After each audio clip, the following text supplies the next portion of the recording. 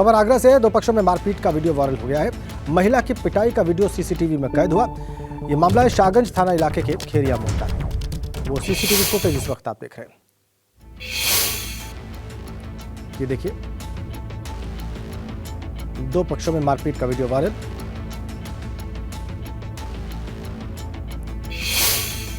धार्मिक नगरों के लिए मिले निवेश के बड़े प्रस्ताव। ये बड़ी अपडेट है। ग्लोबल इन्वेस्टर्स समिट में धार्मिक शहरों के लिए बड़े प्रस्ताव प्राप्त हुए हैं। यूपी के 7 शहरों के लिए हजारों करोड़ के निवेश प्रस्ताव प्राप्त हुए। 7 शहरों में 4,14,000 करोड़ के निवेश प्रस्ताव मिले हैं। अयोध्या, काशी, मथुरा और चित्रकूट में बड़ा निवेश होगा। ऐसे ही प्रयागराज, मिर्जापुर और सीतापुर के लिए भी बड़े निवेश प्रस्ताव मिले हैं। अच्छी खबर उत्तर प्रदेश के लिए, उत्तर प्रदेश के लोगों के लिए, उत्तर प्रदेश की सरकार के लिए और विशेष रूप से धार्मिक नगरों के निवासियों के लिए, क्योंकि निवेश के बड़े प्रस्ताव मिले हैं ग्लोबल इन्वेस्टर्स समिट में। चाहे वो प्रयागराज हो, मिर्जापुर हो, सीतापुर हो, चित्रकूट हो, अयोध्या हो, काशी हो, मथुरा हो। 7 शहरों में 4,14,000 करोड़ प्रस्ताव। तो हम आपको बता रहे हैं कि 7 शहरों में उत्तर प्रदेश के 4,14,000 करोड़ रुपए के निवेश के प्रस्ताव मिले हैं। कौन कौन से हैं? पहला अयोध्या, जी। दूसरा वाराणसी, तीसरा चित्रकूट, चौथा कृष्णनगरी मथुरा, पांचवां संगम नगरी प्रयागराज, छठा मिर्जापुर और 7वां सीतापुर। इन 7 शहरों के लिए जीआईएस में, ग्लोबल इन्वेस्टर्स समिट में 4,14,000 करोड़ रुपए के प्रस्ताव मिले हैं। अनुभव शुक्ला हमारे संवाददाता फोन लाइन पर है। अनुभव, 4,14,000 करोड़ मात्र 7 शहरों के लिए, जिनमें से ज्यादातर धार्मिक शहर हैं। ये बहुत खुशी की बात है। क्या उम्मीद की जा सकती है कि ये प्रस्ताव कब तक का धरातल पर उतरेंगे? देखिए, बिल्कुल जिस तरीके से पूरा ग्लोबल इन्वेस्टर समिट हुआ लखनऊ में 10 तारीख से लेकर 12 फरवरी तक, कहीं न कहीं 33,50,000 करोड़ के निवेश के प्रस्ताव आए। और उसमें भी आप देखिए 4 लाख करोड़ से ज्यादा का जो निवेश का प्रस्ताव आया, वो जो हम कहेंगे धार्मिक शहर है, धार्मिक नगरी है उत्तर प्रदेश में, वहां के लिए आए। अयोध्या है, काशी है, मथुरा है, इन जगहों के लिए ये प्रस्ताव आए हैं। तो कहीं ना कहीं जिस तरह से सरकार ने खासतौर से रिलीजन की बात करें या फिर हम रिलीजियस टूरिज्म की बात करें, उसको देखते हुए इन धार्मिक शहरों को जिस तरीके से विकसित किया है, वहाँ विकास के काम किए हैं, इंफ्रास्ट्रक्चर को डेवलप किया है, ऐसे में उसका असर इस ग्लोबल इन्वेस्टर समिट में भी देखने को मिला। और तभी तो निवेशक ये कह रहे हैं कि भाई वहाँ पर इंफ्रास्ट्रक्चर भी है, हम रिलीजियस टूरिज्म भी वहाँ शुरू कर सकते हैं, वहाँ पर जो विकास की व्यवस्था है, जिस तरह से विकास किया गया है, वो इस तरह का है कि वहाँ पर निवेशक जा रहे हैं। तो एक जीआईएस की एक बड़ी उपलब्धि है, और उपलब्धि इसलिए भी है कि सरकार ने प्रदेश के सभी शहरों के लिए काम किए हैं हर जगह। और ज्यादातर इसमें आप वो देखिए जो अभी तक जहाँ पर निवेशक जाता नहीं था, बड़े शहरों में तो लोग जाते थे, निवेश करते थे, इंडस्ट्री लगाते थे, लेकिन इन छोटे शहरों में नहीं जाते थे। पर इस बार जो ये इन्वेस्टर समिट हुआ है, इसका सीधा असर सरकार ने जिस तरह से वहाँ काम किए हैं उन जिलों में, उन धार्मिक शहरों में देखने को मिल रहे हैं। बिल्कुल, आपने ठीक कहा अनुभव, बहुत धन्यवाद आपका। छोटे शहरों में निवेश के प्रस्ताव आना, धार्मिक नगरी में खासकर ये उत्साहवर्धक है। आगे बढ़ते हैं, बरेली से खबर है। आज स्वयंसेवकों के परिवार से मिलेंगे संघ प्रमुख मोहन भागवत। बरेली दौरे के तीसरे दिन स्वयंसेवकों के परिवार के साथ वो भोजन करेंगे। रोहेलखंड विश्वविद्यालय के अटल सभागार में 700 लोगों के लिए व्यवस्था की गई है। सांसद संतोष गंगवार, उनकी पत्नी सौभाग्यवती गंगवार और शहर के 4 प्रमुख चिकित्सक इस दौरान वहां पर मौजूद रहेंगे। केले के पत्ते पर चावल, सांभर, इडली, चटनी का सामूहिक भोज होगा। सुबह 9 बजे से स्वयंसेवक कार्यक्रम स्थल पर पहुंच रहे हैं और ये उनके लिए बहुत सौभाग्य की बात कि संघ प्रमुख उनके साथ भोजन करेंगे। बरेली से खबर है। रोहेलखंड दौरे का आज तीसरा दिन संघ प्रमुख के। सुबह 9 बजे से ही स्वयंसेवक कार्यक्रम स्थल पर पहुंच रहे हैं। अटल सभागार में 700 स्वयंसेवकों के साथ भोजन का कार्यक्रम संघ प्रमुख का।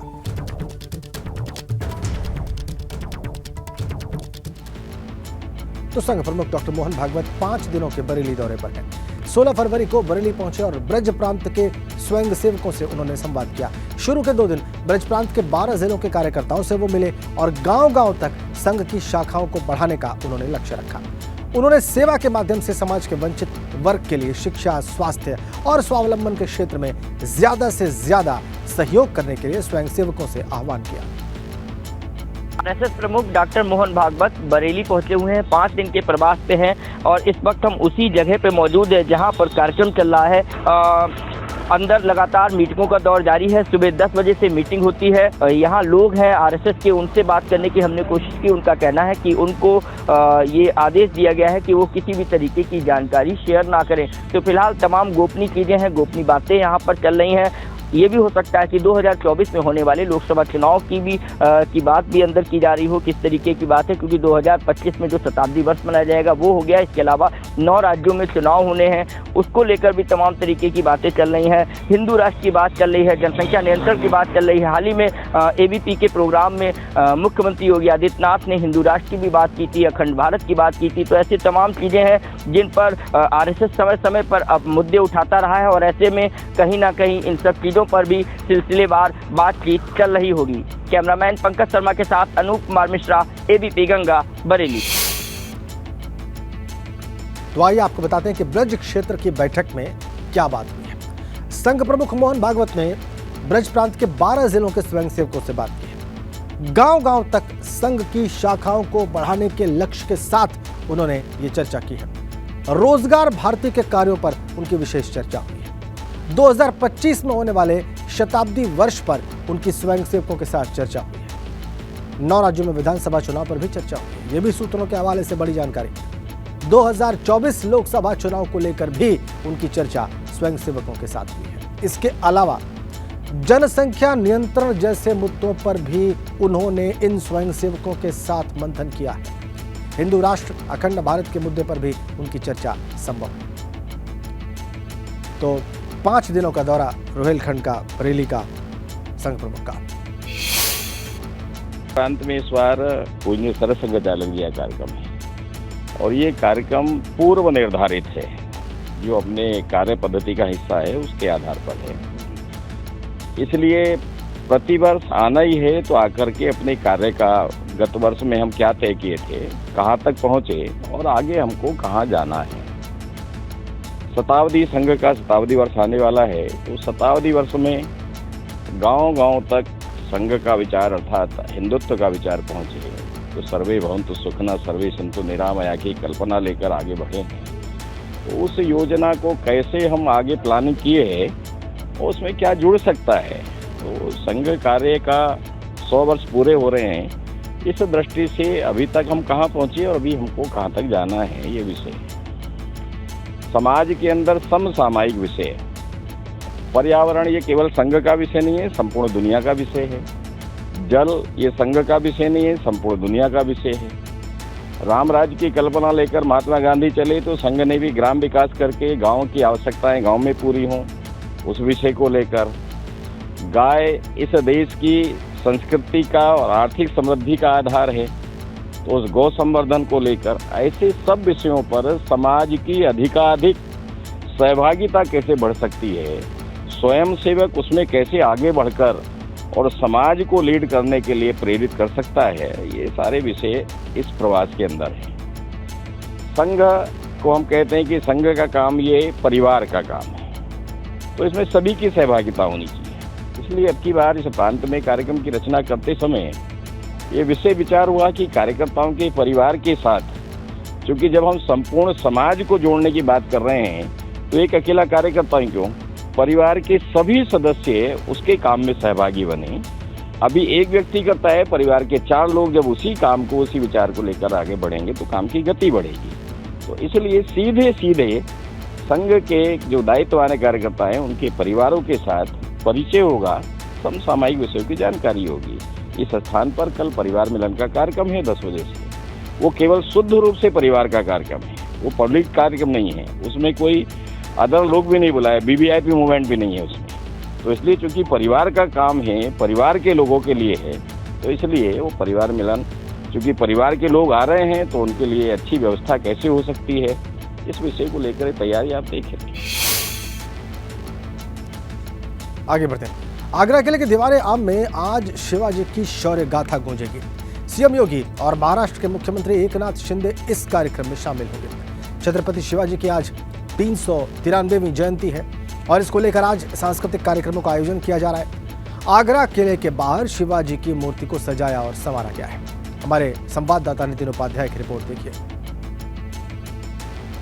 पूरे देश में मुगलिया शासन चल रहा था तो उस समय औरंगजेब की हुकूमत को चुनौती देने वाले हिंदवी स्वराज के संस्थापक छत्रपति शिवाजी महाराज का 393वां जन्मदिवस आज आगरा किले में बड़ी धूमधाम से मनाया जाएगा। इसके लिए विशेष आयोजन किए गए हैं। आगरा किले के बाहर छत्रपति शिवाजी महाराज की जो मूर्ति है उसको किस तरह से उसका ब्यूटिफिकेशन किया गया है ये आप देख सकते हैं। आज आगरा किले में शाम को कार्यक्रम शुरू होंगे, कई घंटे कार्यक्रम चलने वाले हैं जिसमें शिवाजी की जो शौर्य गाथा है वो आगरा किले के दीवाने आम से गूंजेगी। आप बताइए, आप कैसे देखते हैं ये बड़ा कार्यक्रम आज होने जा रहा है? सबको छत्रपति शिवाजी महाराज जन्मदिन की शुभकामना देता हूँ। आणि ये छत्रपति शिवाजी महाराज जी को यहाँ पर औरंगजेब ने कैद रखा था, वह पहले म्हणजे भारत में पहली बार खूब बहुत बड़ा जन्मोत्सव साजरा हो रहा है। और ये बात खुशी की बात है, यूपी सरकार और महाराष्ट्र सरकार दो सरकार मिलके और आज इनके प्रतिष्ठान के वजह से आज दो राज्य एक हो रहे हैं। और दोनों मिलके बहुत बड़ा जश्न। क्या लगता है शिवाजी महाराज ने यूपी वाले और महाराष्ट्रियंस को दोनों को एक कर दिया, एक सांस्कृतिक ब्रिज का काम कर रहे हैं शिवाजी महाराज? सर्वप्रथम जय जिजाऊ जय शिवराय। मी महाराष्ट्रातून आलेलो आहे आणि आज खरंच एक गर्वाची गोष्ट अशी आहे की ज्या ठिकाणी छत्रपति शिवाजी महाराजांना कैद केले गेले होते त्या ठिकाणी एकदम जोशा अपना कार्यक्रम शिवाजी ने 400 साल पहले स्वराज्य नाम की चीज स्थापन करी थी और जो स्वराज्य स्थापन करा था जनता का स्वराज्य था, स्वराज्य जी का स्वराज्य था। ये किसी सब समाज को एक साथ लेने के, सबको साथ लेकर क्या आप किस तरह से क्या देखते हैं आज इस बड़ा कार्यक्रम हो रहा है? बहुत अच्छा शिव लग रहा है। नहीं, बहुत अच्छा लग रहा है। हम हर साल मनाते हैं शिव जयंती। इस बार तो कुछ खास? हाँ, खास है। महाराष्ट्र के मुख्यमंत्री आए हैं, योगी के भी, यूपी के भी मुख्यमंत्री आए हैं, दोनों एक साथ मिलकर शिव जयंती, ये इतिहास में पहली दफे हो रहा है। आगरा से नितिन उपाध्याय, एबीपी गंगा।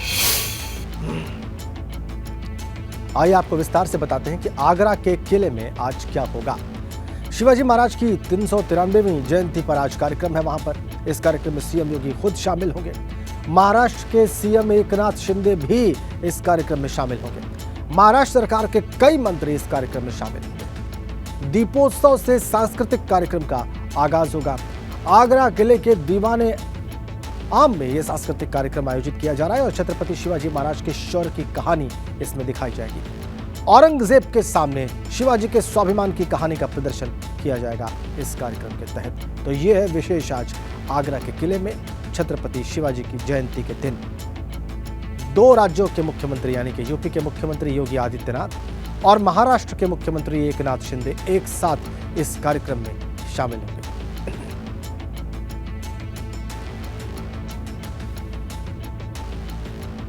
मुख्यमंत्री योगी आदित्यनाथ ने इस अवसर पर ट्वीट भी किया है और श्रद्धांजलि दी है ट्वीट करके। उनके ट्वीट का कंटेंट हम आपकी स्क्रीन पर रख रहे हैं। बर्बर मुगल आक्रांताओं को भयाक्रांत करने वाले महान योद्धा, धर्म ध्वज के रक्षक, हिंदवी स्वराज के संस्थापक छत्रपति शिवाजी महाराज की जयंती पर उन्हें विनम्र श्रद्धांजलि। धर्म एवं राष्ट्र की सेवा हेतु आप युगों युगों तक हम सभी को प्रेरित करते रहेंगे। ये ट्वीट श्रद्धांजलि देते हुए शिवाजी को मुख्यमंत्री योगी आदित्यनाथ का।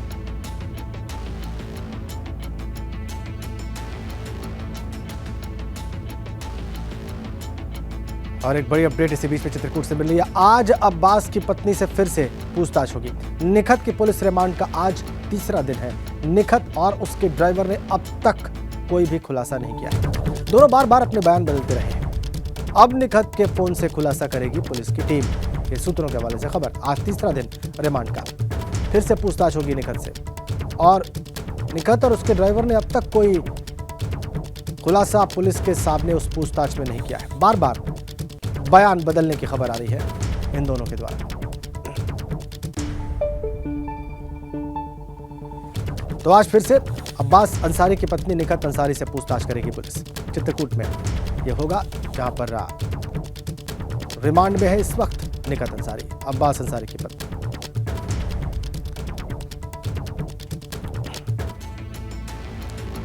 तीसरे दिन क्या होने जा रहा है निकत नियाज की कस्टडी में, आइए आपको बताते हैं आज क्या होगा। निकत और उसके ड्राइवर नियाज से फिर से पूछताछ होगी। निकत का फोन लैब भी भेज सकती है पुलिस। अभी तक निकत अंसारी ने कोई भी खुलासा नहीं किया है और अभी तक उसका आईफोन खुला नहीं है। आईफोन को फॉरेंसिक लैब भेजने की तैयारी में है पुलिस, ताकि उससे कुछ बातें प्राप्त की जा सके, कुछ तथ्य प्राप्त किए जा सके। फोन खुलने से कई रास्ते पर्दा भी उठ सकता है। कॉल जो डिटेल्स हैं उनके जरिए भी जांच में तेजी आएगी पुलिस की। ये आज हो सकता है तीसरे दिन। अब आपको बताते हैं कि अब तक क्या क्या हुआ है। 17 फरवरी दोपहर 2 बजे से रिमांड पर है निकत अंसारी। इसके अलावा निकत और ड्राइवर नियाज से कई बार पूछताछ हो चुकी है। दोनों ने पूछताछ में क्या कहा, इसका खुलासा अभी तक नहीं है। दोनों बार बार अपने बयान बदल रहे हैं। ये भी सूत्रों के हवाले से हमें जानकारी प्राप्त हुई है। निकत का लॉक फोन खोलने में जुटी हुई है पुलिस।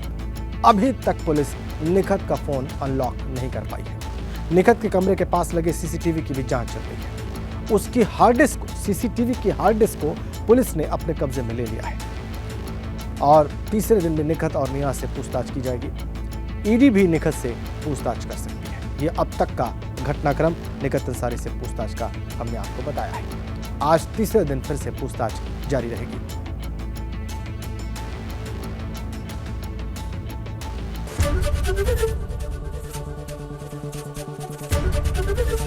एबीपी गंगा, खबर आपकी, जुबान आपकी।